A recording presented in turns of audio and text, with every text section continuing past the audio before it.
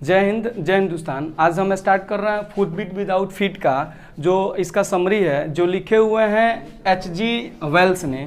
H.G. Wales एक ऐसे writer हैं जिन्होंने बहुत से अनेकों नॉवेल्स, अनेकों कहानियाँ, अनेकों छोटे छोटे कार्टून्स और क्या किए हुए हैं कि 2 वार्स लिखे हुए हैं उन्होंने। 2 वार्स मतलब जो युद्ध लड़े जाते हैं ना, उसके बारे में। इसमें क्या बताया गया है, एक ग्रिफिन नाम के वैज्ञानिक है जिन्होंने क्या किया है कि एक ऐसे दवा का खोज किया है जो क्या करता है कि लोग जैसे कोई व्यक्ति, कोई ह्यूमन यदि पी लेना तो क्या हो जाता है, इनविजिबल हो जाता है। इनविजिबल का मतलब कि दिखाई नहीं देता है, पारदर्शी हो जाता है। इसी में इसके बारे में बताया गया है।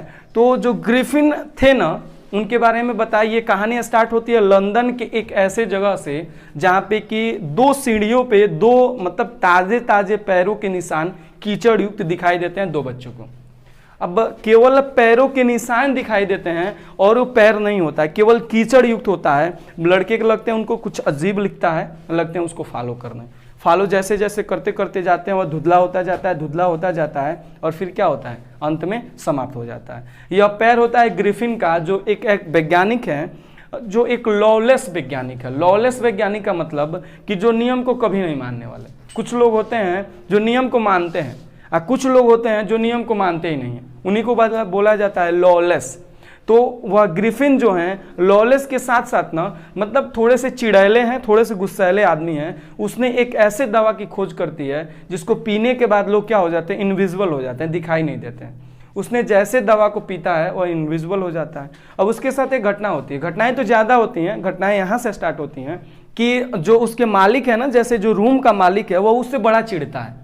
तो उसको परेशान करने के लिए यह उसके पूरे घर में आग लगा देता है और घर से भागने लगता है। उसको जब लोग लगते हैं दौड़ाने तो कपड़ा को खोलने लगता है, कपड़ा को खोल खोल के फेंकने लगता है। अब वह इनविजिबल, दिखाई नहीं देता है। लेकिन एक बात याद रखना, इनविजिबल तो हो गया है, दिखाई तो नहीं दे रहा है। लेकिन जैसे शीशा देखते हो ना, शीशा आर पार दिखाई दे देता है, लेकिन छूते हैं तो क्या होता है, मतलब हमको लगता है ना हाथ पे, उसी तरह उसका शरीर भी हुआ है। जैसे इनविजिबल तो हो गया लेकिन पूरा शरीर वैसे का वैसे ही है। ठीक, उसको ठंडी भी लगेगी, गर्मी भी लगेगी, बरसात भी लगेगी, भूख भी लगेगा, प्यास भी लगेगा, जो लगेगा सब होना है, बस दिखाई नहीं देगा और कुछ नहीं। ठीक है, तो आगे क्या जाता है कि जैसे आगे जाते हैं तो अब उसको लोग लगते हैं दौड़ाते हैं तो जो वो एक कीचड़ में गिर जाते हैं। कीचड़ में गिरते हैं तो पैर में कीचड़ लग जाता है। तो वहीं से ये कहानी हमारी स्टार्ट हुई है कि कीचड़ में गिरते हैं, कुछ बच्चे लंदन में देखते हैं, उनको दौड़ाते हैं, तब तक वो खत्म हो जाते हैं। अब इस सर्दी में जो समय था ना, ग्रिफिन ने बड़ा गलत समय चुना था अपने आप को अदृश्य करने के लिए, क्योंकि वह सर्दी का दिन था।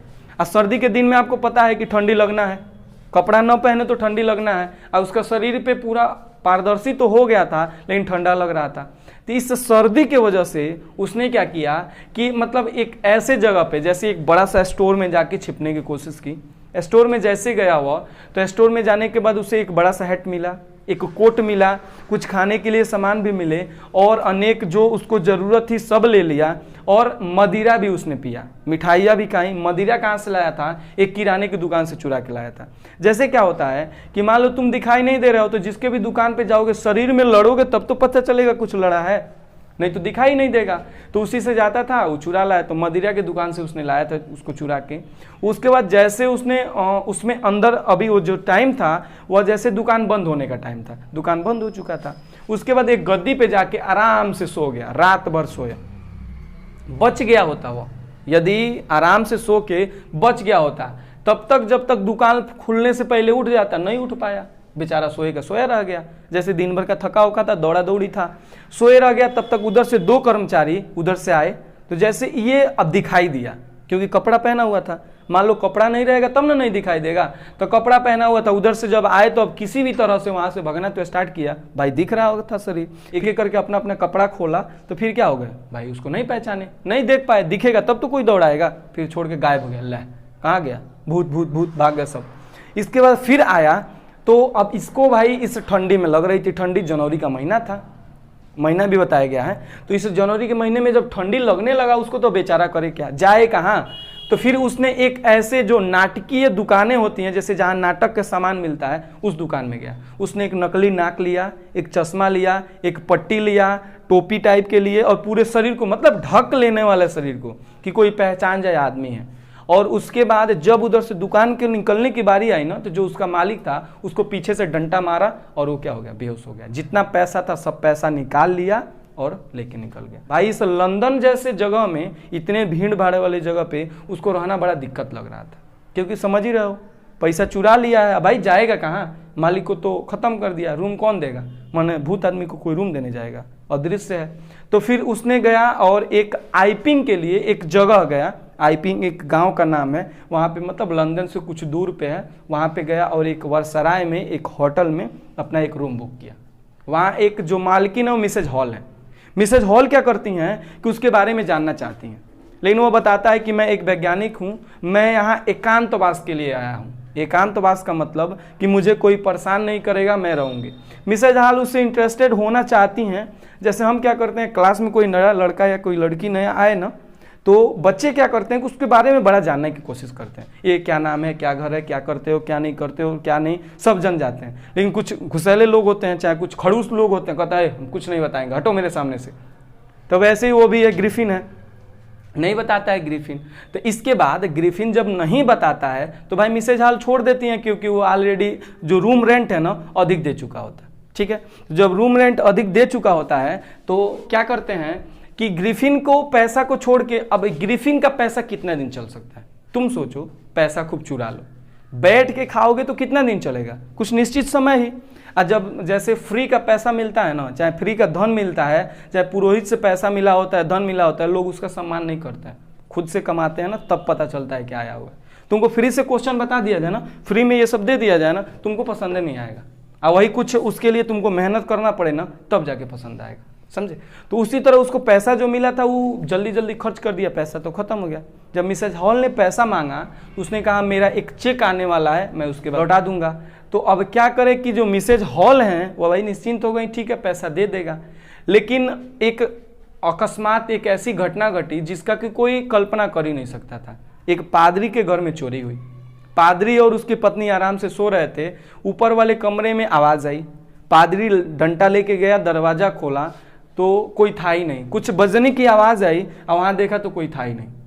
जैसे पादरी अंदर गया तो डॉग से पैसा गायब था, डॉग में पैसा रखा हुआ था, उसमें से पैसा गायब था।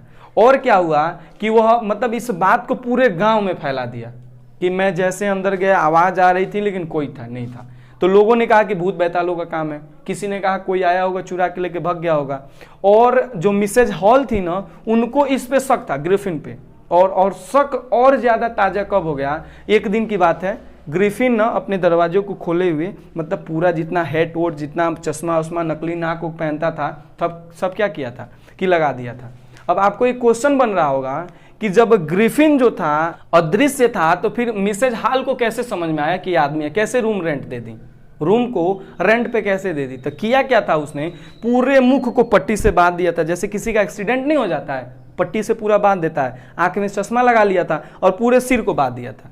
उन्होंने पूछा तो उसने बताया कि मेरे एक एक्सीडेंट में मेरा पूरा फेस खराब हो चुका है, मैं इसीलिए ऐसा बांधा हुआ। अब मान लो कोई खोल के थोड़ी दिखवाएगा, मान लो कटा पटा है तो कहेगा ठीक है जाओ, तो इसीलिए रूम रेंट पे दे दी थी, समझ रहे हो।